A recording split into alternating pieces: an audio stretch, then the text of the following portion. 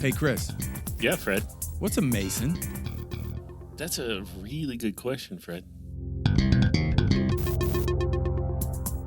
You've reached the internet's home for all things Masonry. Join Chris and I as we plumb the depths of our ancient craft. From the common gavel to the trowel, nothing is off the table. So grab your tools and let's get to work. This is On the Level. Well, we are back. We are back. Thank you. Thank you. Yeah! Woohoo! The claps don't come through in the recording. Yeah, they do now. I fixed it. Okay. So yes, everyone got the clap. Did they get this? I hope they did. I see it it's registering on the soundboard. Yeah, so we're making advances here and there as we go. So thank you very much, sound engineer Fred, who doesn't know what he's doing, but is learning. Correction, who didn't know what he was doing. Didn't know, now he knows. Does now. Woohoo! And knowing is half the battle. Wow. What up? What up, brother? Just another day in paradise. Yeah, right. Lots of interesting things going on. Yeah, we have our grandmaster's official visit to our District 23 tonight. Very excited. Which will be well past over when you hear this. Yes, that's right. And I took all of my stuff to the dry cleaners to get cleaned. Not realizing that I need it tonight. Oh, so you'll be in flip-flops with socks tonight? Well, I'm hoping and praying that it'll be done. I dropped it off on Tuesday. They're usually pretty quick. But if not, I'm going to have to figure something else out because this, of all nights, this would be the night to make sure you're dressed correctly. Yeah. No, I told my wife we have to sit at the big table this time. Because I'm the president of the Master Mason Association, right. So I have to sit up there with those guys. Yeah. And I'm like, so you got to dress nice. And she's like, ooh, she got all excited, and she's like going through her closet. She's like, how sexy can I get? I'm like, sexy as you want, baby. How sexy can you be? Nobody's going to be mad about that. Right on. So we'll see what she comes up with tonight. Well, that will be a good look on you, my brother. Yeah, right? Absolutely. Yeah, absolutely.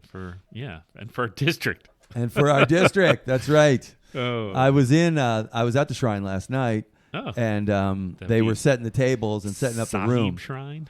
The Sahib Shrine, Sarasota Sahib Shrine, which I am a member of. They're getting it all prepped and ready? Yeah. Oh, yeah. They were all in there setting tables out, and the big table that you're talking about was set, so I know exactly where you're going to be sitting. I'll be sitting in the very back corner, being quiet, hopefully. The lodges have tables. So yes. Hopefully we'll have a bunch of people at a table from Sarasota Lodge. Well, I will definitely be there. I know Schaefer's coming. Is your wife coming? She is not. She's busy, unfortunately. And she made, this has been obviously in the works for a while. Yeah. And she already had something planned. So, nope, going to be stag, which is fine. I don't plan on staying late unless we're going to record there, and we're still kind of waiting to see. Yeah, I have to send some texts and see if we can get some people. Right. There is a room that we can use to record in. Okay. So, and this system is easily moved, so we'll set it up there, and hopefully, maybe we could get the one I dropped off and Blue Foster. Yes, that's the person I was going. Most Worshipful Foster was the first one. Most Worshipful Foster would be great if we could redo his. That interview of his, it breaks my heart that I lost it because it was so good. It was so good. Yeah. And so we will be uploading the Katsula. Yes. Katsulis. Bill Katsulis. Katsulis interview. We do have it. And it's just a matter of converting it from that gigantic, massive WAV file to an MP3. So, yes, 3 hours later, it'll be done. We finally recovered our very first recording with Right Worshipful Tom Haber. Yep, that was great. It dropped. Was our very first one and wound up being our sixth interview we published. So, right, sorry. Right. So, hey, and we've always confessed to everybody listening that we really don't know what we're doing, but we're learning. We are learning. So the hard way. Making every mistake along the way. Well, we'll let that one pass by. But yes, amen, brother. Yeah. But hey, we're willing to own up to our mistakes. We are willing to apologize for our mistakes. That's the key, right? And that's the key. And we are willing to learn Yeah. from our mistakes. If you admit you made a mistake, you feel really bad, and you learn from it. Was it a bad thing? I don't know. It sounds like we're working to figure out how we can best work and live to get, I don't know, how's that go again? I forget. Best work and best agree. Yeah. So that's all about, hey, forgiveness, mercy, humility, correction, moving on, being better. All about it, man. I'm all about that. We're always open to your feedback. If you think we're doing a poor job, just send Fred an email at Fred at onthelevelofredandchris.com and tell him what you think. I will take it. Speaking of emails that I've received, You got some good ones. I got some really good emails from a lot of brothers. And comments on Facebook. And comments too, for everybody who is aware of the situation that happened in my life and my family's life. And for everybody who reached out to me, please know that every single email, every single text, every message that I received was just huge in my life. I asked my wife last night. We were sitting there at home talking, and I said, "Are we handling this in an inappropriate way?" Because I am not. I feel like I should be more broken. I feel like I should be more emotional. I feel like I'm not an emotional person to begin with. Because of your situation. Because of the situation. She's like, well, no, because of the amount of support we have and because of, our faith and we know that we know, where he is. So we're able to grieve in a different way. And I was like, yeah, that's right. That's right. And I'm grateful for that. And those cards and letters, this is how old I am. Catch up to the 90s, Fred. Your emails and your texts. My telegrams. All those telegrams from Western Union. So you get lots of faxes from the brothers, are you? The fax. Yes, fax machine. Oh, the only people that use a fax machine, of course, is the local governments. They still do, like the building department. They still use a fax machine. I don't get it. And lots and lots and lots of paper because they're so green. Anyways, we'll stop right there. Well, I'll say my mother recently passed. Right. And I had similar situations. People were telling me you're handling this weird or whatever. But I had a good friend who said, I want you to know however you feel about the situation is the right way. There's no wrong way to handle a situation like this. Amen, brother. That's right. It is. Whatever you're feeling is a valid, good thing for you to be feeling right now. Right. And if it's nothing or what other people think you should be feeling, they're wrong, not you. You're going to deal with this on your time. And you'll go through the whole range sooner or later. That's sooner very or later, true. You're going to hit it all. Yeah. This is how it is right now. So, feel blessed that you feel this way right now. I totally agree with what you just said. This is us doing it. There is no right or wrong. It is however you're handling. I told my son, my other son, the same thing. How he's questioning this and questioning that. It's like this is you dealing with it. Yeah. And for anybody out there who's dealing with tough situations, and other people might be putting stuff on you or you're putting stuff on yourself, just stop for a second and realize that the way you're going through it is the way you're going through it, if you know what I mean. Mm-hmm. If you get my drift there. That's what it is. And if it's painful, if it's hard, or if all of a sudden you feel relieved or joyous, that's the way you go through it. That's you doing it. That's you doing it. Yeah, that's right, man. And you'll go through the others too over time. Oh, I know. Change. I already feel it. I mean, after the memorial service, began that anticlimactic downward move, right? Where all of a sudden all these emotions came about, and I was just anyway. To all those who reached out, I'm proud to be affiliated with you in this great fraternity. You guys really showed up in a major way in my life, and I know I'm in the right house. It seems like it. This situation had a positive impact on this really bad situation you're dealing with. It really did. It really did. And my youngest son, my second youngest son, sorry, Danny. Danny boy. Danny boy's my youngest. Eric would be my second youngest. And I was telling Eric that the same thing, that we're not going to forget. We're going to move on, and we're going to make something positive out of this. And that's already happened in the family. There's a lot of positive things going on, and some rededications, and just some things happening. So whatever you're going through out there, brother, please know that if you're a Mason today, you have a huge family of people that will step up and do anything for you. You are not short of brothers, not short of people who will step up and help you, and I'm one of them.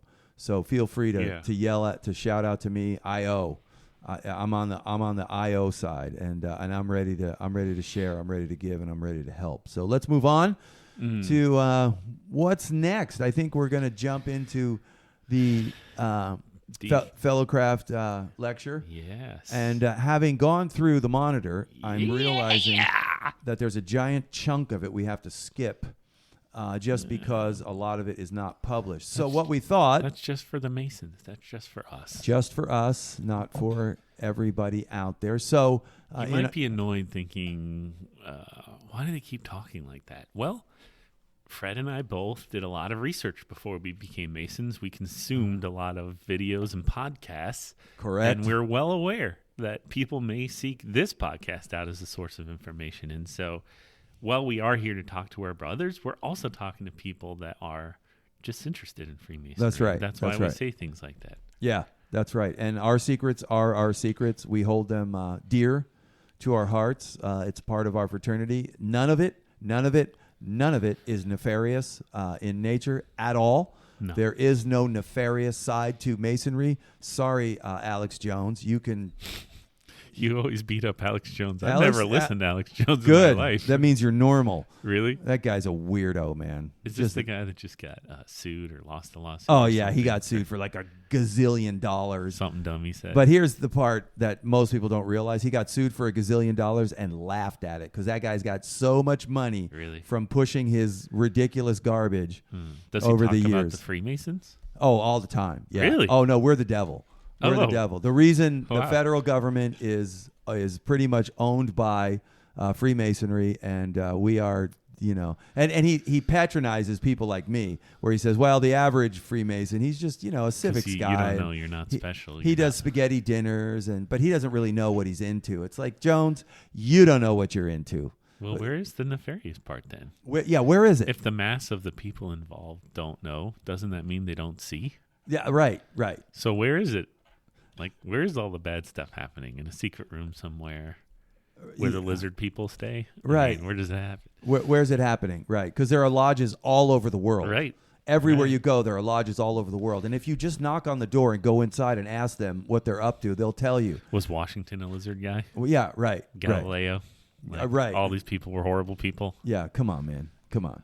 Get your head out your butt. I try to tell people all the time, originally there was a guy named Art Bell. Have you ever heard of Art Bell? No. Art Bell did a show, and it was a radio show he did for a long, long time. And the name of the show, it eludes me. But it was an entertainment show where he proposed all of these conspiracy theories, and he entertained them. And he was big into aliens, and this is back in the 80s, way back when. Coast to Coast AM. Coast to Coast AM, that was it. And the original show, I think he passed away. Dreamland, he had a show named Dreamland. And Dreamland too, yeah. And they took the show and they kept it going, I think, after he either retired or passed away, and it was really dumb. But when it was live, originally when the show was live, Coast to Coast AM, it was kind of fun. It was entertaining. Huh. But I don't know if Art Bell ever really there was nothing nefarious about it. It was an entertaining show where he kind of dabbled in these little occult things and alien stuff and brought the latest and greatest of the conspiracy theory world. But it wasn't an Alex Jones thing where he's actually trying to hurt people. Where he's actually trying to make money off of spreading all kinds of BS and hate and stuff like that. This guy it was kind of fun. You know what I mean? The original show anyways, it was kind of fun. And that was during the X-Files. When that first came out, that show, the X-Files, Art Bell was really big. Some people say that they took a lot of that stuff from the Art Bell show, that show. Really? One of my favorite shows ever would be the X-Files, just because I'm such a Vince Gilligan. I'm a Vince Gilligan fanatic. I think the man's brilliant. You know, he did Breaking Bad. Oh, and my Better God. Call Saul. Best shows ever My television. goodness. My wife refused to watch them because they were drug shows, and she's anti-drugs. Right. And I said, you don't understand. This isn't a pro-drug show. Not at all.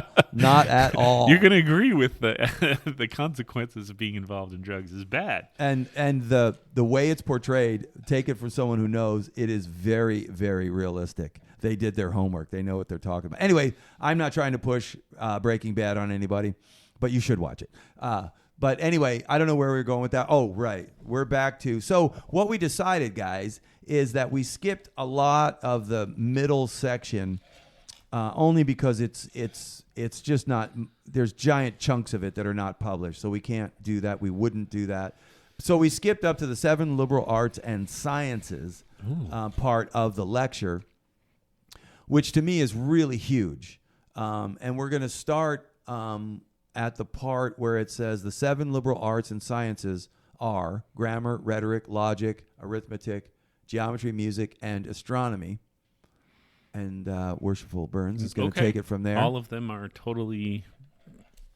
You just stop me if we're getting close to something. Everything like to the end of the lecture. And they should be, because these published. These are well-known... You know, this is part of our culture. It really is. As humans, what we're talking about in the Winding Stairs part of this lecture. Right, and the 7 liberal arts and sciences, it comes from the classical teachings of Aristotle. Yeah, the Greeks. And the Greeks. And liberal means it liberates you. The knowledge of these arts and sciences liberates you from the bondage of ignorance. That's what the liberal part is. So the liberal arts and sciences would liberate a man from the bondage of ignorance by being educated in these classical education parts. So I think by liberal they mean academic, right? No, it's more like leaning towards the academic than the like physical engineering, like science. This is like thinking, philosophy kind of side of looking at life and nature. If you liberal is in that kind of a meaning, I think. Well, maybe if you Google the 7 liberal arts and sciences, you will see it's a specific a specific course of teaching from the Greek classics, and they'll tell you that the word liberal means that it liberates from the darkness of ignorance. So if you learn these 7 liberal arts and sciences, they will liberate you from ignorance. Interesting. So it makes sense because the first one is grammar. Grammar is the key by which alone the door may be opened to the understanding of speech. It is by rhetoric. Right. So the next one being rhetoric. So you want me to read the optional part? Yeah. For grammar? No one ever reads that one because the darn thing's already so long. Yeah. Let's see. So it is grammar which reveals the admirable art of language and unfolds its various constituent parts. Constituent, maybe? Constituent. Constituent. Let me slow down. I apparently have had too much coffee. As always. And unfolds its various constituent parts, its names, definitions, and respective offices. It unravels, as it were, the thread of which the web of speech is composed. These reflections seldom occur to anyone before his acquaintance with the art. Yet, it is most certain that, without a knowledge of grammar, it is difficult to speak with propriety, precision, and purity. Wow. That's so eloquently stated. Right. So, and I want to learn how to talk like this when I grow up. Well, and remember when I guess my earliest memories of school, I did not have a good experience with government school system, but my earliest memories are grammar. Really? Learning cursive, which they don't teach in school. They don't teach anymore. Freaking amazing. Right. They don't teach any of the 7 liberal arts and sciences in school very much anymore. But the next one being rhetoric. Go. Rhetoric. It is by rhetoric that the art of speaking eloquently is acquired. So grammar is... okay, I think I'm picking this up more. Grammar is maybe understanding the system of how language works. Correct. How do you form words and sentences to make cohesive paragraphs that tell your point eloquently and simply? And now we're saying rhetoric is the art of coloring that. Oh, that's good. A way as it is interesting to hear the grammar that you've put together, right? Right. So it says it unravels, as it were, the thread of which the web of speech is composed. And rhetoric, the web of speech. Rhetoric is the art of speaking. So art. So grammar unlocks the web, the mystery, the difficulty of speech. Because it's not enough to just communicate succinctly and clearly. You have to also do it emotionally. Get the person you're talking to emotionally invested in what you're saying. And that's where rhetoric comes in. And then, by extension, go with logic. Oh, logic is that science which directs us to form clear and distinct ideas of things and prevents us from being misled by their similitude and resemblance. Yeah, so logic, if you take grammar and rhetoric and learn them, the next logical pun intended there. The next logical step is logic. I think it's also dialectic is the other word that's used there. Dialectic? Dialectic is the other word. So logic is the science which directs us to form clear and distinct ideas of things, thereby prevents us from being misled by their similitude or resemblance. So basically two ideas that are very similar. It takes logic to identify what the meaning of that is based on the context, right? Right. Well, logic forces us to look at a thing and try to figure it out or decipher it. Like when you look at something and it doesn't make sense, it's not logical. Illogical. It's illogical. Right. So, but what the study and understanding of logic forces us to reason in our minds a thing. So, whatever it is, I have a very mechanical mind. So for me, the logic of a thing is like something that I spend a lot of time thinking about because, having been a builder and having been around engineers and architects, God help me, for so many years, the logic of it, how does it work? How does it make sense? Yeah. Why is it ticking the way it's ticking? That's the logic. And learning that thing is huge. And I think these first three, grammar, rhetoric, and logic, prepare us for this fourth one, which is arithmetic. Bless you. Arithmetic is the art of numbering, or that part of mathematics which considers the properties of numbers in general. Right. And advanced. I hate mathematics. Well, but I need to learn to love it. Well, more. The world, creation is based on mathematics. I mean, advanced mathematics is how we explain the world. Sir Isaac Newton's equation for identifying gravity. Yeah. Is a math. That's the calculus. That's where the calculus came from. Correct me if I'm wrong out there, math heads. You're probably all screaming at it. What is this idiot talking about? But his equation, he did not explain what gravity is, but he explained how gravity acts. And he created a mathematical equation to figure it out, right? Terminal velocity. It's known as terminal velocity. So if I drop a bowling ball and a marble. This is physics. Right. Next to each other out of an airplane, they're going to reach a certain speed going to the ground, and they will not exceed that speed because of gravity. Well, the equation to figure that out is part of Newton's law of gravity. That's part of it. And that's mathematics, advanced mathematics. They use mathematics to figure out when they put Gemini up into space back in the 80s, which was a probe that was to go to the outer reaches of space. They mathematically figured out exactly when the thing was going to pass by Jupiter, which was like 15 years and 7 months, 2 days, 5 hours and 34 minutes, 58 seconds into the future. And guess what happened? It passed by exactly at that time, which I thought was absolutely amazing to me, because it's proof that the mathematics works. It's empirical proof that mathematical truth. You can understand things that you can't see. That's right. That's right. So, and of course, all science is based on hypothesis. So we hypothesize an idea, and then we spend our lifetime trying to disprove it.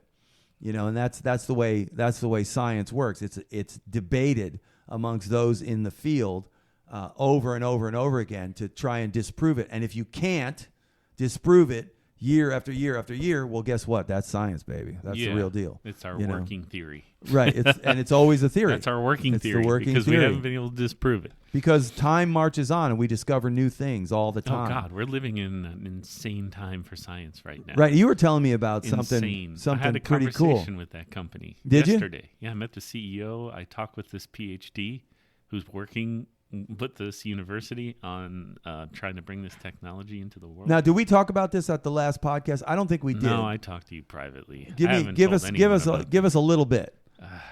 Okay. Quantum science has unlocked all new thinking, and it's shattering what we think we know about current laws of the universe. Like you just mentioned, gravity. Gravity doesn't apply at the quantum level the way it does in our realm. Well, and that kind of makes sense to me, right? Because I'm on Earth. I'm standing on Earth. Yeah. Well, a great example. I was watching a documentary last night.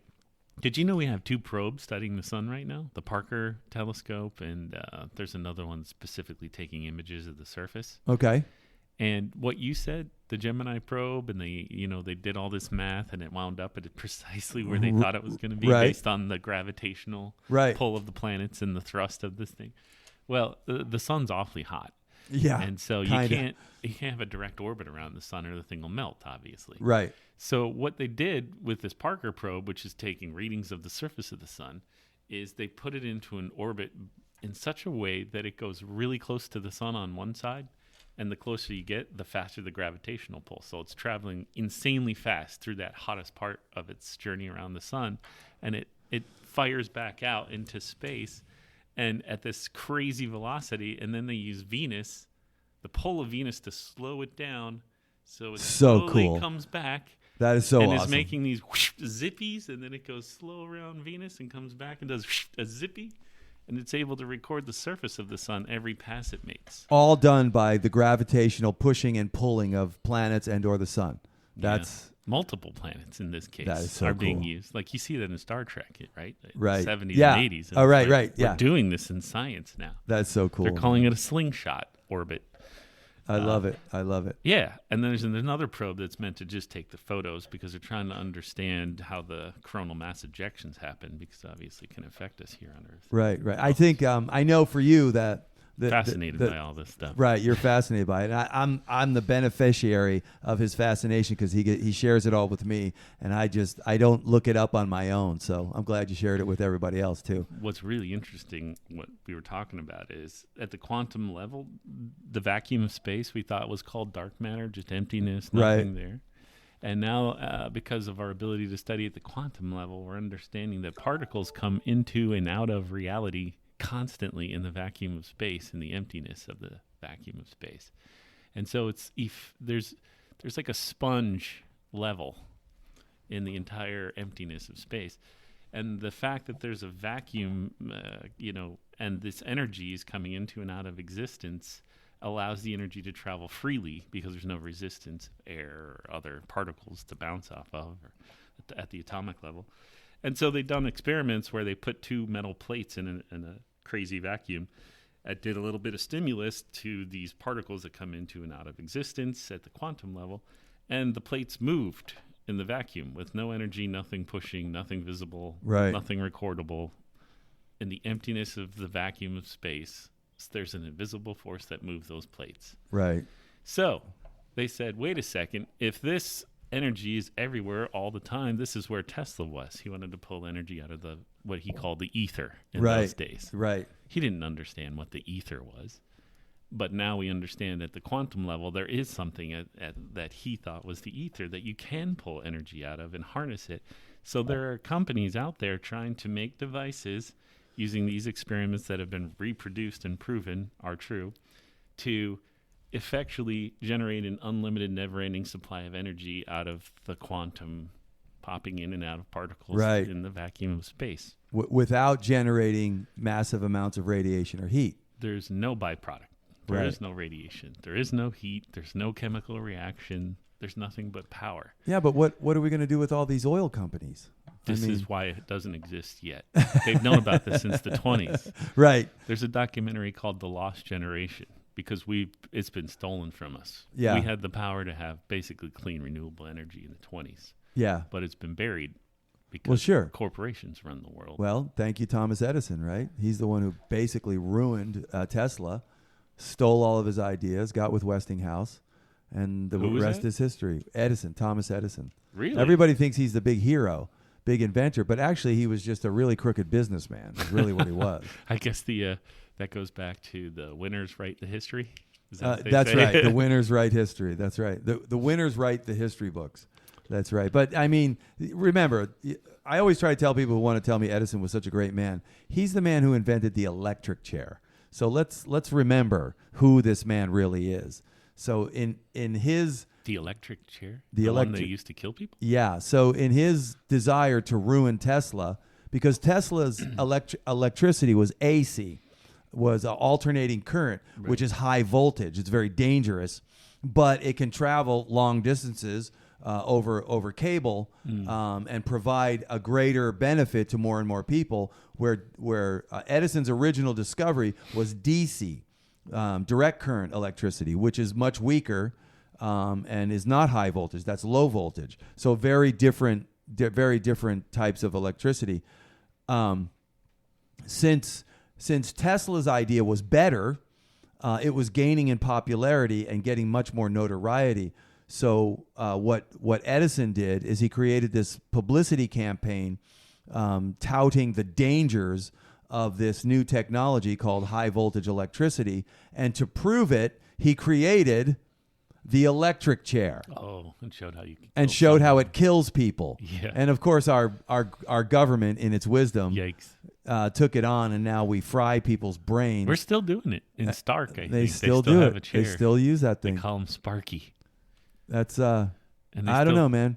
Yeah. Why not? You know what? I just bash their head in with a baseball bat. I mean, what's the difference? No, I mean, we're supposed to be humane about it. Yeah, there's nothing humane about the electric chair.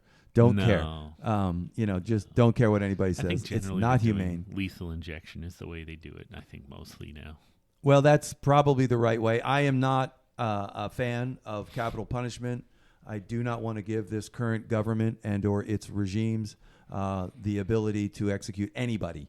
I think it's dangerous. There was a time in this country where capital punishment might have been. This is my opinion, so send your cards and letters to Chris. Dang it. I'll Chris take them. at On the Level with fredandchris.com. But it could have been a time in this country where it was a deterrent to violent crime, to murder and all that capital punishment. But I don't agree with that anymore. It's time that this government should not be allowed to execute anybody ever until we get a handle on the administrative state, which is completely out of control. My opinion. Let's move on. You need to somehow take the corporate's ability to control government away if you really want to fix it and give it back to the people. Right. And, free, clean energy is a great way to start. Yeah, that sure is. That's why they hate Bitcoin so much, because you can't control it. And what your government wants you to know is you're not allowed to have money that we can't steal from you, right? And that's what Bitcoin is. It's money they can't take from you without you giving them permission first. Well, this would be the same thing. An energy source that I can have in my house that does not need outside approval, outside aid of any kind not from anyone, dangerous or toxic. produces no... Not going to blow up on you. Yep. Yeah. We can't have that. Okay. You can take it in a cave. Yeah, and what's- basically live for your entire lifetime with free energy. Listen, if you keep this up, what's Ted Cruz going to do for a living? I mean, come on, man. What's Nancy going to do? What are all these elites going to do if we become autonomous, 100% autonomous, just dealing with each other with love and respect? Can't have it, man. That's not going to work. Well, I had a great meeting yesterday. Do I sound cynical? A little, but this is where I'm at too. And All right, I'm sorry. I interrupted I'm you. with you on that. 100%. You had a great meeting yesterday. Yeah, because I'm pessimistic on the future of humanity. I think there's not much we can do at this point. We're going in a very bad direction. Negative outlook. That's where I've been. I see that in you, yeah. Yeah, so it's like, oh, what's the point of anything? We're all going to burn out here, So the fact that go watch a documentary by Dr. Stephen Greer named The Lost Century. and they do a pretty good job of explaining the concept of zero-point energy and how it's been proven and how it can be done. Right. And I found a company that actually has a patent, the only patent I have ever seen on a device that can do this, and they're working with the university. They're seeking the last round of funding to actually bring this to market. They're going to start with flashlights and little things. That's cool. And I got to meet with a PhD. I got to meet with his wife and the CEO of this company. And we're going to help them. I actually reached out to Stephen Greer to try to get him involved in what they're doing. That's so yesterday. awesome. It's crazy. It's crazy. The opportunities we have because of science. It's like real science. It's not like a university or government it should be or is controlling these things. It's happening so fast that the people on the bleeding edge are the ones making these things a reality. Right. The crazy scientists that that aren't part of mainstream, right. academia. So those who are free to think and explore, what is in front of them. Yeah. Those guys. It's just a fun time to be alive, and I have some hope finally for the future. So it's nice. Good. I see a nice feeling. Yeah, I see that, and we definitely want updates regarding this new venture that you're looking into. Yeah, give us the updates, and when it comes time to invest, please let us know. Yes, there will be, and I will let you know. All right, so geometry. Ooh, this is a big one for Freemasonry. Yeah, geometry. Start me off there. Geometry treats of the powers and properties of magnitudes in general, where length, breadth, and thickness are considered. From a point to a line, from a line to a superficies, and from a superficies to a solid. Okay, a point is the beginning of all geometric matter. Right. A line is a continuation of the same.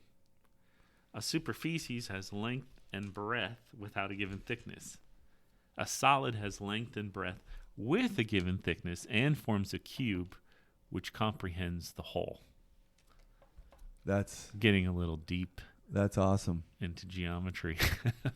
But it treats of the powers and properties of magnitudes in general. Right. The powers and properties of magnitudes. All right, so in general. There's the next heading is called the advantages of geometry. Starts out by geometry. The architect is enabled to construct his plans and execute his designs. The engineer to mark out grounds for encampment. The general to arrange his soldiers. The geographer. The engineer. To mark out. Oh, I've messed something up. You did. You want to start over? By geometry, the architect is enabled to construct his plans and execute his designs. The general to arrange his soldiers. The engineer to mark out grounds for encampment. The geographer to give us the dimensions of the world and all the things therein contained. So we're back on track. To delineate the extent of seas and specify the divisions of empires, provinces, and kingdoms. By geometry? By it also the astronomer. Oh, the astronomer. By it also the astronomer is able to make his observations and fix the duration of time and seasons, years and cycles. In fine, geometry is the foundation of mathematics, of architecture, and the root of mathematics. Wow. Sorry, you should just read these. No, man, no way. You got it. You got it. But yeah, the advantages of geometry, right? I mean, it is the basis. Really, it's everything, right? To, our society and everything to mankind. Yeah, I mean, there's no way you get around that. Mathematics, geometry, all of these 7 liberal arts and sciences were given to us by our Creator to take us out of darkness into light. You can't understand the world around you, the creation that screams that there is a designer, that there is a founder, a great architect of all this, is seen through these 7 liberal arts and sciences. I mean, and geometry being one of the major ones. I mean, would you agree that maybe one could say geometry is the language by which we read the book of nature? Absolutely, right? Yeah. That's kind of like how we understand what's happening through the language of geometry. Right.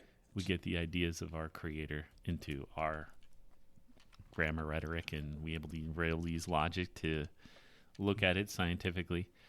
But we've talked about this before. Geometry and the shapes that we see in nature inform how we build our structures. Right. And the things that we find in nature, we combine and experiment with to find compounds that heal and, are used for miraculous things. What people in the past would have literally considered miracles is just science to us. Right, yeah. And it's like I always go back to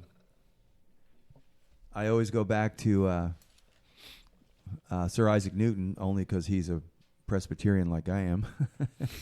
But he said, his famous quote was that it's like I'm thinking God's thoughts after him. And geometry is simply that. We are seeing it's a process for thinking thoughts and seeing the way the world was made. And then taking what we see, architecture, for instance, right? You see the way a forest is constructed in nature. You see the way rock formations are. You see the way the earth in its foundation is. And then you begin to see how architecture became the foundation, the pillars, the trusses, the arches, the roof lines. All of those things is seen in nature and taken by man, who's part of nature, to create these edifices that we have built, greater and greater and more complicated, because it's our nature to create. It's our nature, because we are imago Dei. We are made in the image, and that imago Dei is in all of us. We want to create. We want to build. We want to be better. We want to strive to do good, to be in fellowship, to be part of this world, And I don't know, man. I'm digging this. There's very few animals that we know of in the world that learn and change through generations. Right. Very few. I think I've seen that there are packs of killer whales in certain areas of the world that have learned specific hunting techniques that only those killer whales know about. Right. Because the elders teach it to the youngers. Right. And so they continue to perfect it through the generations, but it's specific to that pack. Right. They actually beach themselves and grab animals, which no other killer whales in the world do. Right. That's interesting. And so when that particular family dies, that knowledge will be lost forever. Yeah. Right. And this is the human species. We're segmented into these independent packs, and some of us figure things out. And we got to start looking at each other as a whole, as one species in it together, and think about our future and our survival, and stop thinking about the line in the sand. That's my dirt, not your dirt, and I'm going to kill all of your family if you touch my sand. Right. They say that astronauts, every one of them has this experience when they see the Earth from the outside, of an awakening of wow, I've been lied to my whole life. This is such a small, fragile thing in the existence of the universe. We don't have time to be fighting and separating ourselves. We need to figure out how to work together here. Yeah, they get that celestial perspective on our place, which we don't get. I totally get that. It's the age-old problem, man. We colonization. For the past 1,000 years. Maybe more than 1,000 years, colonization has been the way where the stronger nation comes to the smaller nation and overtakes it, and presses the weaker into service to the stronger. I mean, it started with the Babylonian Empire, and then the Babylonian Empire gave way to the Medo-Persian Empire, which gave way to the Grecian Empire, which gave way to the Roman Empire. And then the Roman Empire fragmented and became basically what we see today. Now there's, as a Christian theologian, there's some theology there, but I'll spare you all that stuff. But it's history. World history is a history of colonization. And Rome's involvement in the birth of Christianity is pretty fascinating. Oh, it absolutely is. It's the vehicle that was used to spread it into the world, by the persecution thereof forced it to go out into the world, and that's a whole other conversation, of course. But what the point is that even to this day, colonization continues. Our country, our tax dollars is used all over the world to colonize all kinds of different places. We have 840 military bases all over the world, and they are there to show dominance and control over people groups that we have no business being anywhere in. And look at the expansion of the crown, in the 1600s throughout the Lesser Antilles, down through Barbados and all the islands and the Caribbean, and they just came onto those islands and said, "You now belong to us. You are our slaves. We own all of your natural resources. We're plummeting those, and when we're done, we're going to leave you. And you're welcome. You can now worship us and thank us. And now you have to talk like us, look like us, and be like us. And that's colonization, man. Yeah. And maybe somehow, the era of colonization is over. If we're look right now in Europe, what's going on there with these wars and these color wars, fake wars, proxy wars, all for the sake of keeping the American dollar, the fiat dollar system alive as the global financial standard. People are afraid of change. They don't want to change, but there is change on the horizon, and it's technology, and it's the generation, my sons who are in their 30s, it's their generation, my sons and daughters. Their generation is the one that has to step up and take away that the elite ability to colonize others, and maybe bring about some sort of independence. I don't know what to call it, but we all need to be free to make our own mistakes and make our own choices. Well, we live in a country that we ourselves colonized. It's and now we're like, it's our country. You stay out of our country. It's true. It's true. The crown we colonized and the this Dutch place. colonized the eastern United States. Sure, there were people here. There were indigenous perfectly people fine, here. Happy lives. Well, that you could argue that they were in bad shape. The Indian nations were at war with each other in a big way. They were slaughtering each other. So it was the same thing. Colonization. They were colonizing each other as well, and we came along and colonized the colonizers. They were drawing their boundary lines. Still, I often wonder. You ever wonder what? Because that's one society that wasn't allowed to progress naturally. Right. Like the Indian nation. Yeah, and they're stuck in preservation mode. They're trying to preserve the culture that they had at the point where we ended it. But I often wonder, what would it have evolved into if they had been allowed to, if we had never colonized America, if they had their own nation? Right. Where would that have gone? Well, it's kind of fascinating to imagine what would have happened. Well, I think that they were a society on the downside of their greatness. In other words, I don't think so. They came out of the Aztec, from the south, and the indigenous peoples came up through for 1,000 years, and they became very tribal. And by the time the white man came with his influenza to these shores, they were killing each other, man. It was mass slaughter all over the place. They had depleted their natural resources, the buffalo. And all of the plains they had completely depleted. What? The Indians? Yeah, no, they were on the no verge way. of depleting a lot of it. Yeah, they were not doing great, man.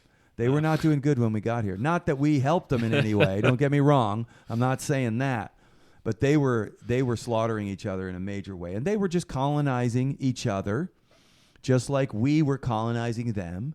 And now, I don't know who's going to colonize us, because we're in trouble here, man. Who's coming on our shores, to take over and say, you now belong to us? I don't know. We're in this, aliens? Well, I think we're in this global place now. Yeah, it's no, that's probably true. going to become a more homogenous one thing. I'm not against the idea, man. Time, I'm not against it. I'm certainly... We won't know it. We won't admit it, but there's going to be probably one real power that's pulling the strings down the road. We'll see.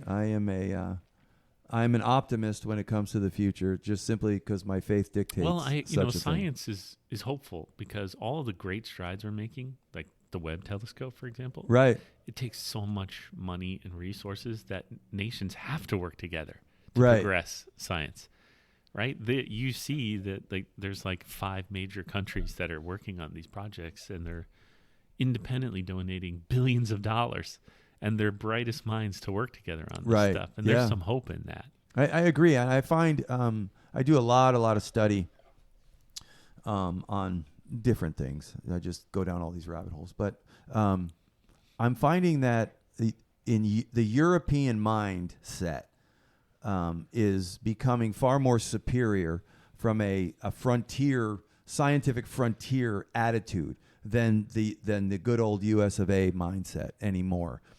We have corrupted ourselves so badly that anyone who's in charge of anything is there as a grifter, it seems to me, who is trying to enrich themselves financially. Right. And the government has partnered with the large corporations. You cannot tell the difference between them anymore. Partner's a kind word to use. Yeah, partners, right. And their only goal, it seems like, is to continue to hold on to power and enrich themselves. We've lost that ability to work together to create, some sort of scientific breakthrough. I don't see any major scientific breakthroughs coming from this country that aren't in cooperation with, other nations. Yeah, it needs to be in cooperation with other nations. Because all we want to do is our elites want to hold us down, and what they want to do is enrich themselves and their families at our expense. And that has to stop. And I think that is going to stop very quickly here.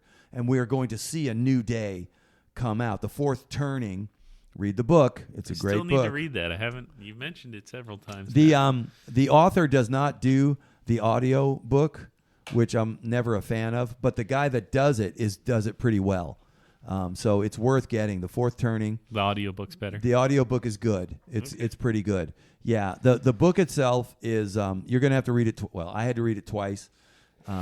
Because it's a little in depth, but it's very hard to deny the fact that societies do turn on these cycles, and they make a very good case that we are on that fourth and final cycle where the end of the current direction, the current leaders, the current all of it is crashing and coming apart. And who can say it? Who can deny that? We see that happening all over the world. Let's hope so. And it's crumbling and crumbling and crumbling. There'll be pain.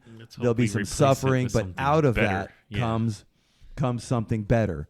And that's why I always say it's the generation. It's the generation of my children. Who are the ones who are going to have to make the difference. It's going to be up to them, not me. I'm an old man. I'm done. These people, I'm part of the baby boomers. We were the problem, not the solution. You do hear that the baby boomers were part of the big problem. Big problem. They sold out their grandchildren's financial future for a zero copay. So at what point when did that generation stop? See, I don't know if they ever started. So the generation before them, okay, that was the generation that actually they stepped up and went to World War I and World War II. Right? The greatest generation, right? The baby boomers are those the boom of children that were produced from those people. So these are I'm the last generation. I'm the last year. I was born in 1962. So that's the last year of the baby boomers. Okay, that's what I was asking. Yeah. So yeah. Early 60s. So, right. Okay. So if you were born in my wife was born in 1964. She thinks she's the last generation of boomers, but she's actually the first generation of the next, and I don't know what they call that. I don't know what they're called. But the baby boomers are, and now if you look, I'm 60 and I'm the youngest year. So the baby boomers are all old. They're all old. If you look at our government officials, especially on the national level in Washington, D.C., the average age there is 82. Hello. Is this thing on? 82 years old. Sounds like Freemasonry. Sounds like not for long. Maybe the Freemasonry needs a fourth turning as well. Yeah. but nothing new, nothing brave, nothing courageous can come from an 80-year-old person. The thing is, I'm not an ageist. I think there's great. Don't get me wrong. Yeah. Let me say that 80-year-old people, I learn a lot from 80-year-old people because they've been through life. But their station in life is to share wisdom, right? Not break new boundaries, right. And I think Elon Musk said this: you can't shoot for eternal life because society would never change. The only reason it changes is because generations die and young people have new ideas they can implement. Right, and he's looking at it from a purely true. worldly perspective. But right. This is a microcosm of that. If we let the oldest of us run everything, as long as they're there, nothing's going to change. Not really. No, it's not going to change. Why would it? It's not to their advantage to change anything. The ideal situation is where you have a good representation of a cross-section of your society representing you in the government. So you've got young people, old people, women, moms, everything. However it plays out. This is how we share ideas and move forward. Our founding fathers had the right idea. There's these checks and balances against each other, and people come to serve for the benefit of society, and then they leave. So we were never designed to have senators that stay for 42 years well, that's in position. That's how you fix it. Just make them 2-year terms, and well, all our problems are gone. Well, now, I would agree with you 30 years ago, but now because the administrative state has taken on a life of its own, politicians don't really mean anything, and we can see that in the White House right now. They can say and do what they want. It's like American Gladiators. They just put that guy out there to entertain right, us. Yeah, and while the strings are being pulled in the background. I would say that's been true for the last 20 years myself. But I like I said, I've said it before. I get in a lot of trouble for it, but I really don't participate much in the current left versus right political scheme. It's not my game. Yeah, that's wise. Yeah, I'm done with it. All right, man, we're only four of these in, I think. The next one's music. Oh, I love music. Go. Music is that sublime science. Music is that elevated science, which affects the passions by sound. There are few who have not felt its charms and acknowledged its expressions to be intelligible to the heart. It is a language of delightful sensations, far more eloquent than words. It breathes to the ear the clearest intimations. It touches and gently agitates the agreeable and the sublime passions. It dissolves. It wraps us in melancholy and lifts us in joy. And elevates us in joy. Man, you better finish reading this. All right. A sublime it wraps us in melancholy and elevates us in joy. It dissolves and inflames. It melts us in tenderness and excites us to war. This science is truly congenial to the nature of man, for by its powerful charms the most discordant passions may be harmonized and brought into perfect unison. But it never sounds with such symphonic harmony as when employed in singing hymns of gratitude to the great creator of the universe. Wow. It says symphonic? It says symphonic. Whoa. I learned seraphic. Seraphic. Oh, well, it is seraphic. Oh, yeah. Okay. Seraphic is the verb for symphonic, right? I don't know. I don't know either. Obviously, I'm not. Somebody, our English majors, please chime in here. We need your help. It's beautiful, though. Apparently, desperately. It really is beautiful. The science is truly congenial to the nature of man. For by its powerful charms, the most discordant passions may be harmonized. This is like, we could talk about this for an hour. We could. Because music is a science. People don't think absolutely about it a science in that way, do they? But it is a science. There are particular notes and particular chords that we can agree go well together and some that don't go together. And how you arrange that and mix it at the small level and in the whole dictates beauty, or it could dictate, we have certain rhythms and sounds that we use only for war. Right. Yeah, that's that right. excite us and get us ready to put our lives on the line. When the gets trumpet our sounds, blood man. going. Right. There's music that can put you in a state where you're ready to lay down your life or fight harder. Just like there's music that can make you feel like you want to hug someone or cry. Absolutely true. And invoke emotions like that in you. Yeah.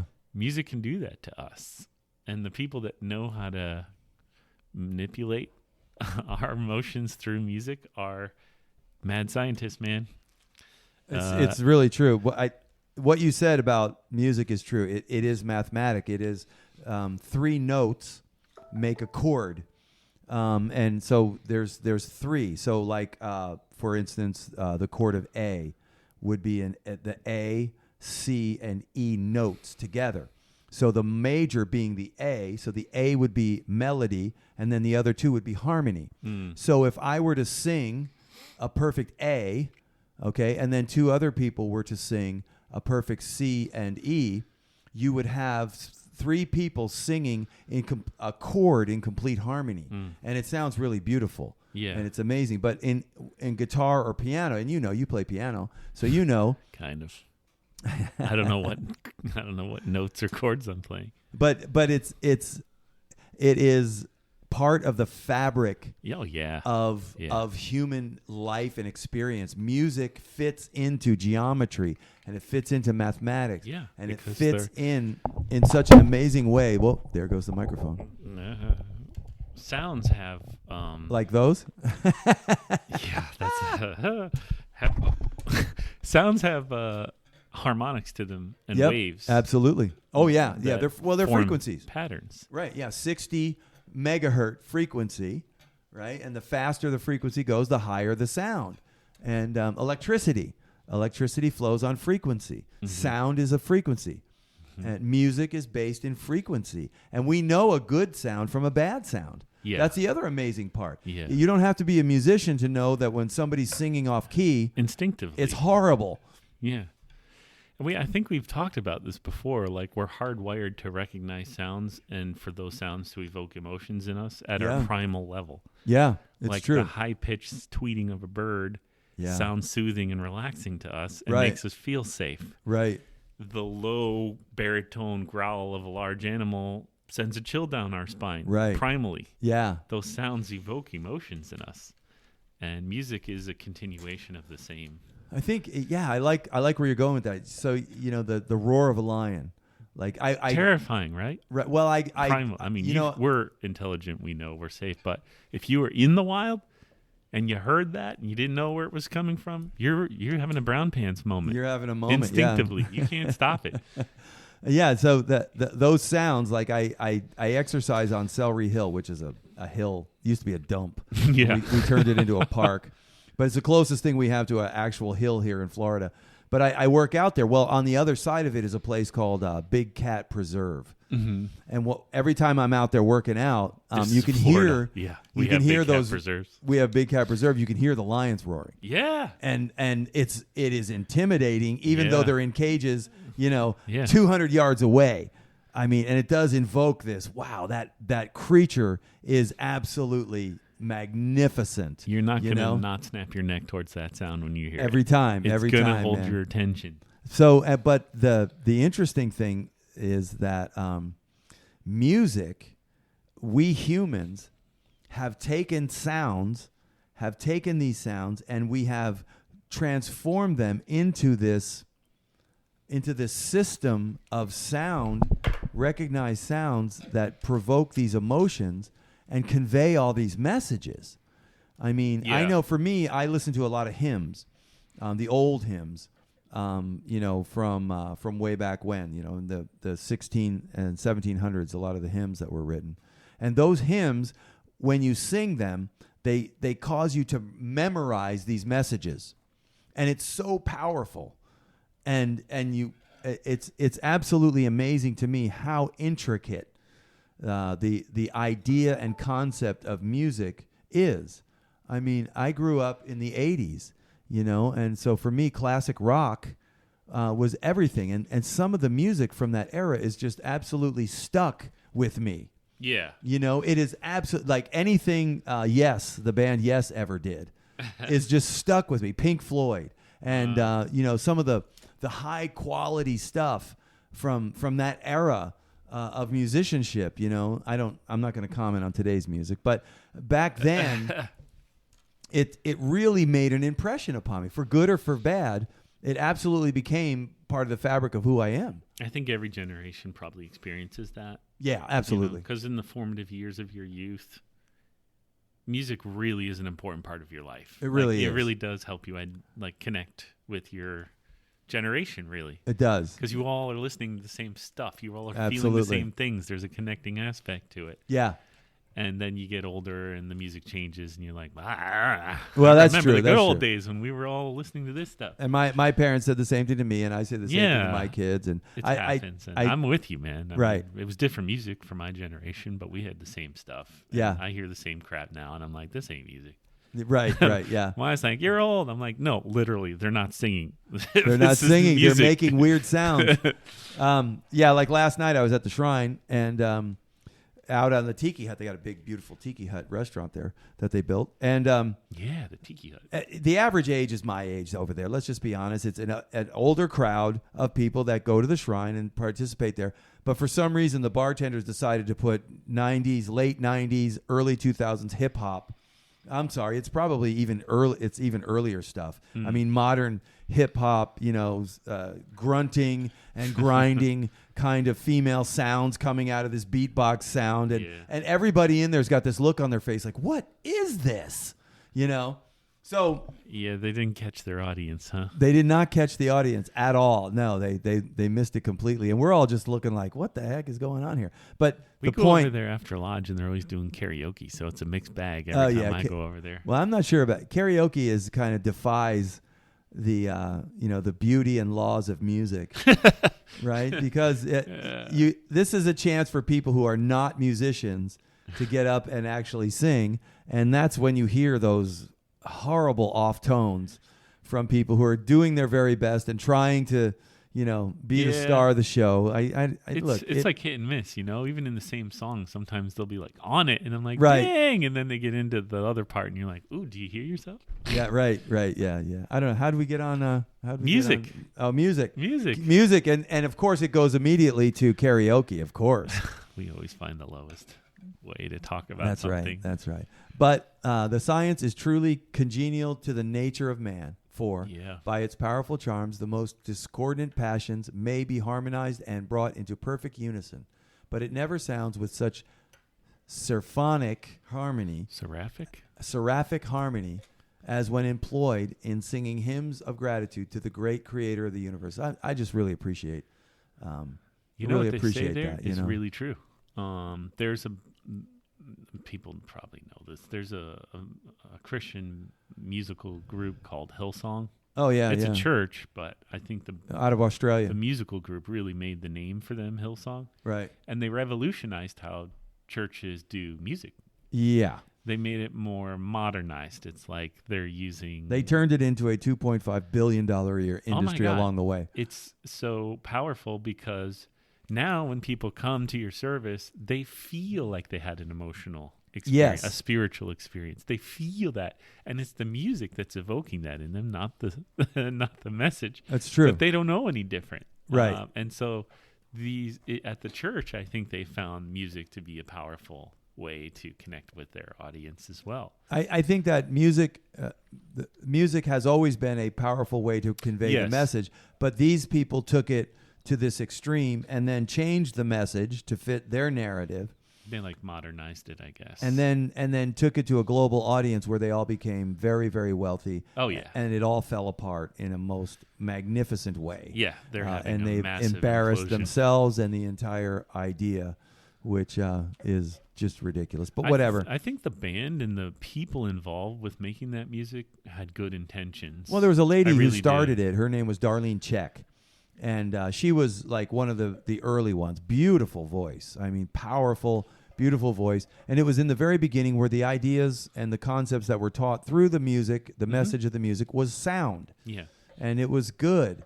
But that woman, she became quite wealthy quite quickly. And I don't know what became of her. I'm certainly not going to comment on her, her status. But I think that once history shows us that once the big money comes in, things change. You forget your original concept, you forget your charter, and you begin to do whatever you got to do to keep the money train going. And it's just human nature, The big money corrupts big, It just does. For the good or bad of it, you can't deny that music has had a major impact on the modernization of religion. And on that, let's finish with the final one: astronomy. Astronomy is that sublime science which inspires the contemplative mind to soar aloft and read the wisdom, strength, and beauty of the great creator of the heavens. Assisted by astronomy, we ascertain the laws which govern the heavenly bodies and by which their motions are directed. Investigate the power by which they circulate in their orbs. Discover their size, determine their distance, display their various phenomena, and correct the fallacy of the senses by the light of truth. How nobly eloquent of the deity is the celestial hemisphere, spangled with the most magnificent heralds of his infinite glory. They speak to the whole universe, for there is no speech so barbarous, but their language is understood, no nation so distant, but their voices are heard among them. The heavens proclaim the glory of God. The firmament declareth the work of his hands. That quote right there is from Psalm 19. You actually quoted that at the last podcast. Oh, did I? Yeah, you did. It's true. And that is probably the basis of this. Now that's of course the writings of David, King David, which is Solomon's son. So we're not far off of Masonry here because a lot of Masonry is based on Solomon's writings in life. Well, and the things he was did. the wisest king, supposedly, who ever lived, and he was taught by his father, King David, and it proclaims the infinite glory, and astronomy is that science of stargazing, of gazing into the universe and contemplating its beauty, its magnificence, and its design. My goodness, if you just look at the Earth's rotation at 27.6 degrees, a perfect pitch. It runs around in this perfect circuit that continues to go generation after generation. Move it by 1 degree, and all life on Earth ceases to exist. Yeah, it's this the fine tuning of the universe speaks of a very powerful mind that put it together and maintains it. It's really tough in an age of scientific enlightenment to get around that. This is one of the great things that's happening, I think, right now. Science is helping us connect to our faith. The scientists thought they had it all figured out. It was so simple. Right, it's very cut and dry. This must have happened. But with the technology we have and the things we're doing now, they are realizing they've been wrong a lot about things that they thought were for sure the way things are. And some of them are almost willing to admit it. Yeah, no, some of them almost. But I mean, there's new branches of science that didn't even exist 5 years ago. Right now, we are like clearly that's how in fast that we're advancing. The age of scientific enlightenment is just accelerating faster and faster and faster, and it keeps pointing to the thing that this little Masonic monitor is pointing out. Is it what we thought? Is it exactly what we thought? Was there a white man with a beard in the sky who was pointing down? Maybe not exactly like that. Da Vinci. Maybe That's Da Vinci's painting. Yes, I get it. But the consciousness cannot be denied. No, that's right. Even scientists now are starting to say what they're seeing is shocking. Right. The universe expansion is giving them a better understanding of that it had a beginning. And if there was a beginning, what was before that? We clearly think we know, and then we realize we've only seen a small little speck of reality. It's so much bigger than we thought and so different than we thought. And so now finally the scientists are starting to finally get we don't really know. We're seeing more, but we don't really know. And we're not going to say this is this. But what I think a lot of scientists are starting to say is there is an undeniable consciousness behind everything. Undeniable. Absolutely. You can't deny it. And you can choose not to call it if you want. But I just talked to a PhD yesterday who has a book coming out called The God Consciousness. Wow. And this is a scientist, astrophysicist, who has found God through the study of the stars. Yeah.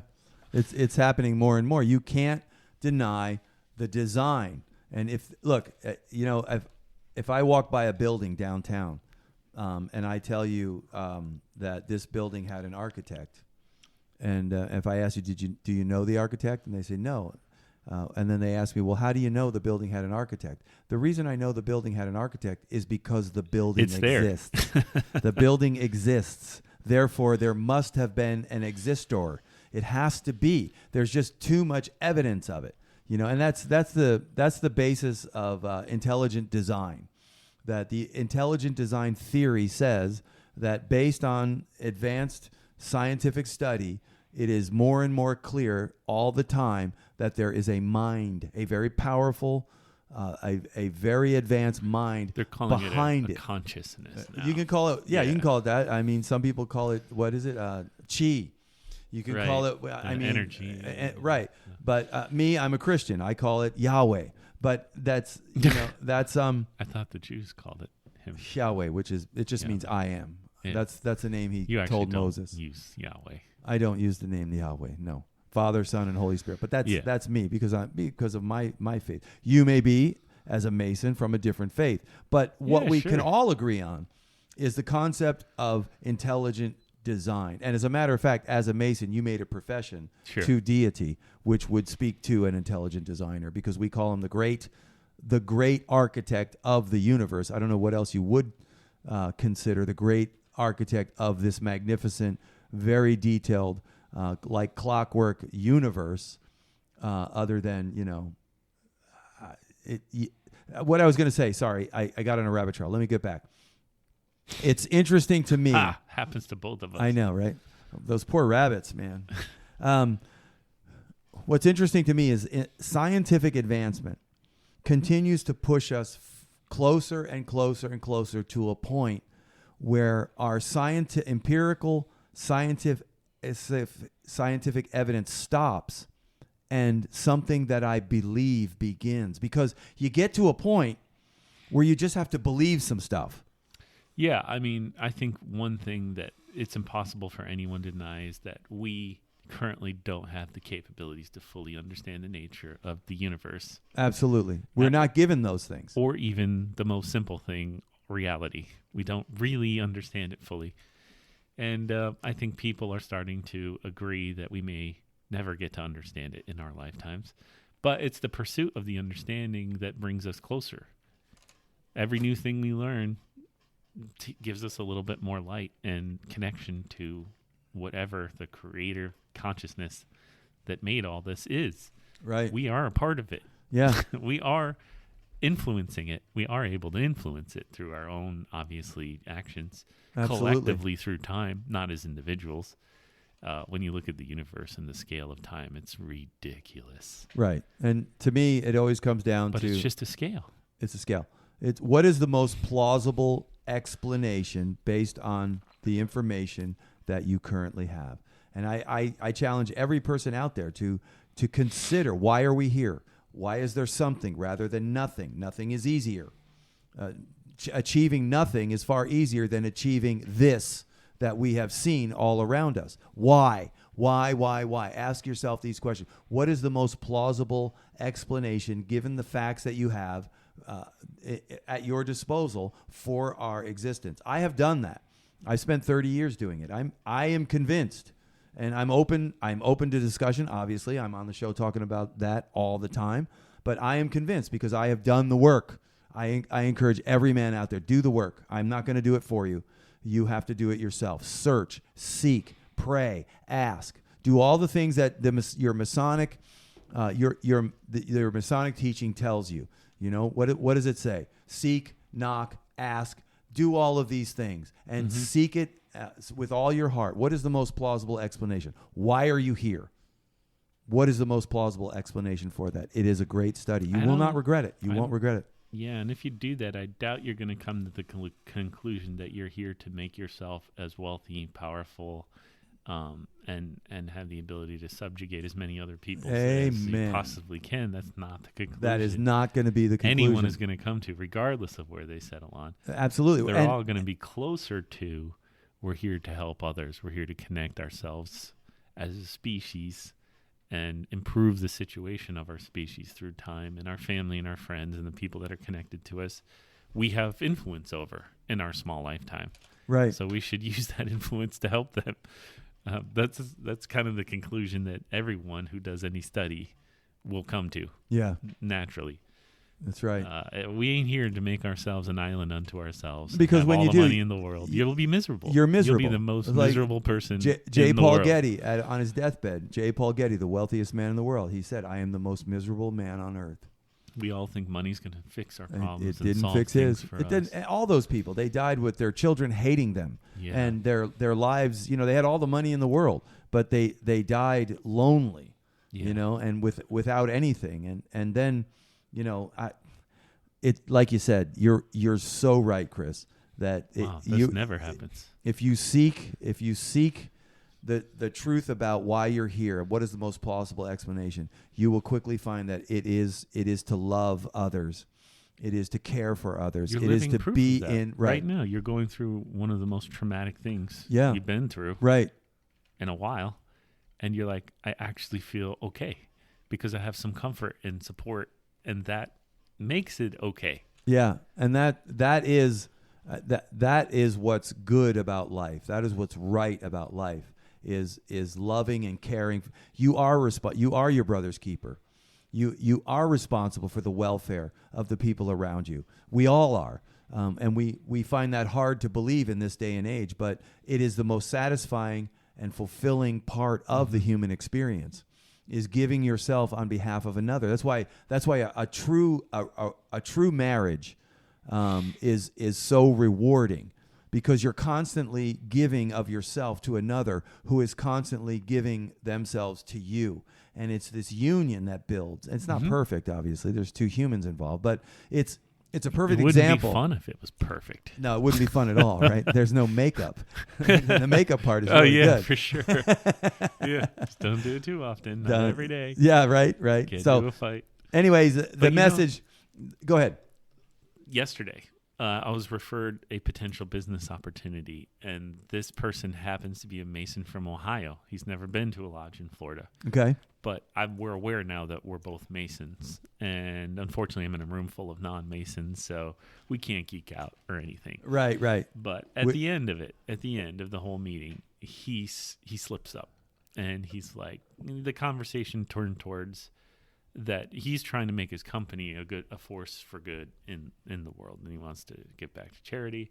And we have the Masonic conversation in front of these people who many of them think weird things about Freemasonry, because I don't clarify it to anybody. Right. I keep it to myself and this podcast, even in my own company.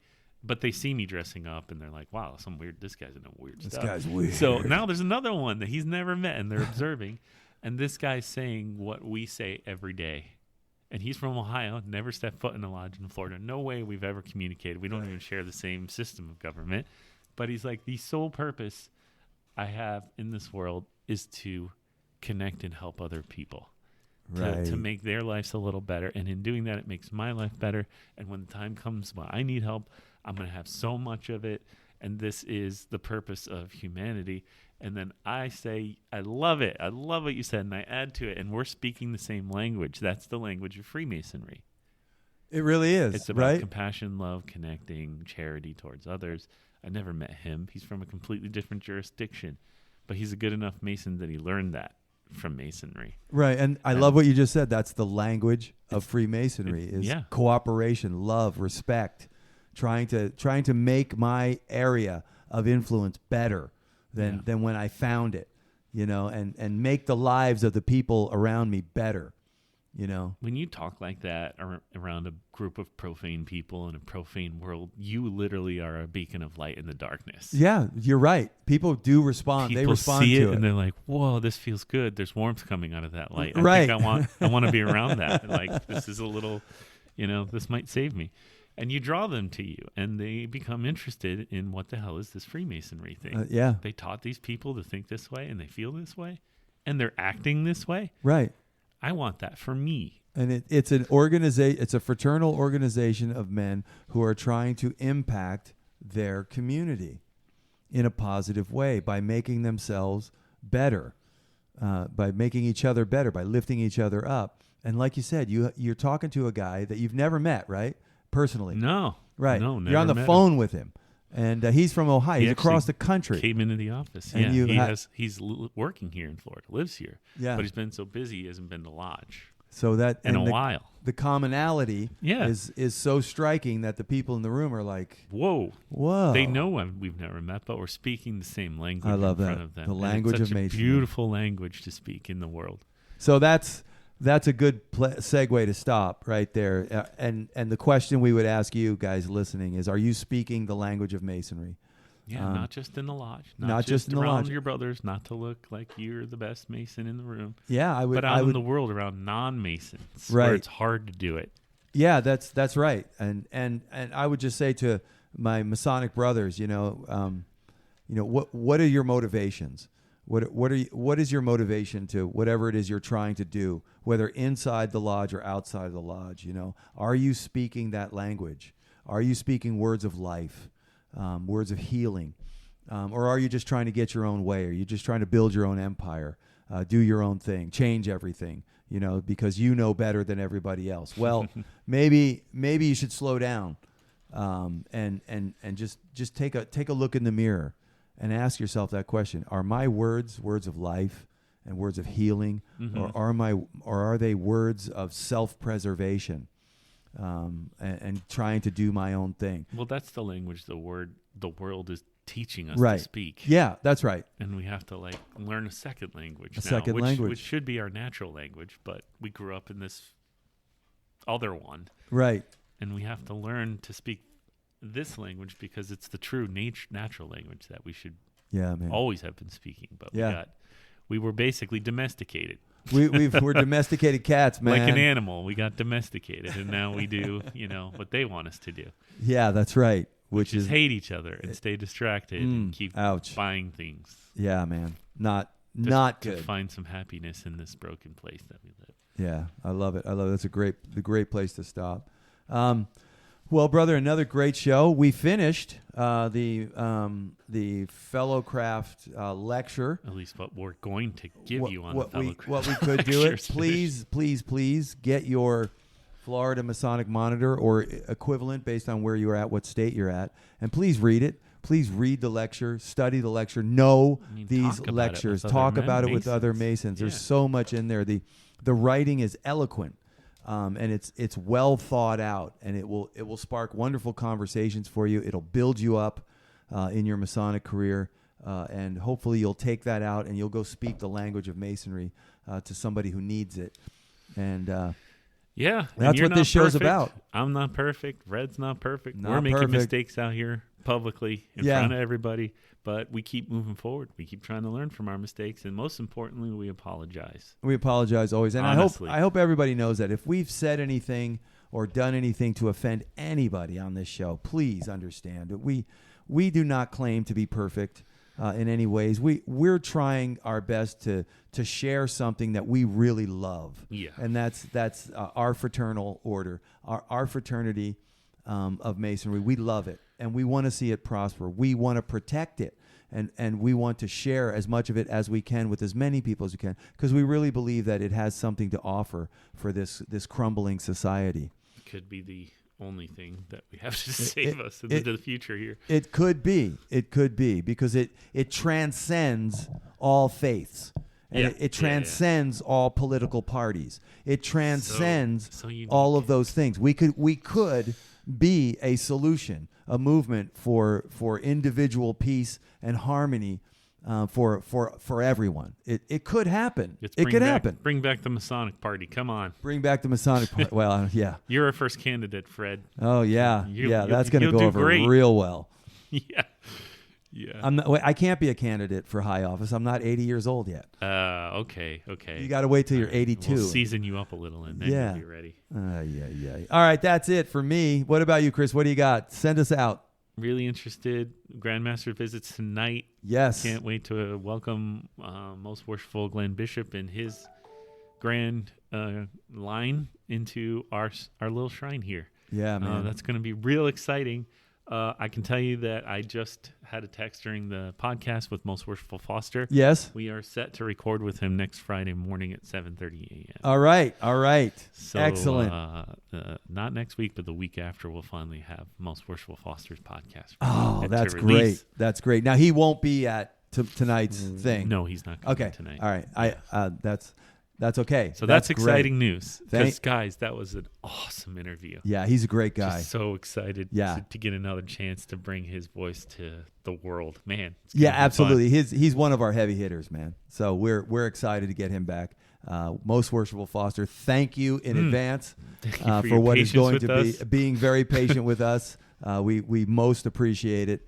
And I look forward to doing it, and I look forward to hearing it. Yeah. So, all right, guys. So, any questions, comments, anything at all? Please just email us straight up. If you don't like what you're hearing, if you feel like we've said something that is not, that's not right, or that maybe we should talk about, we're always open to talk to anybody out there who feels that we have done them any kind of wrong or harm. We're 100% transparent here, man.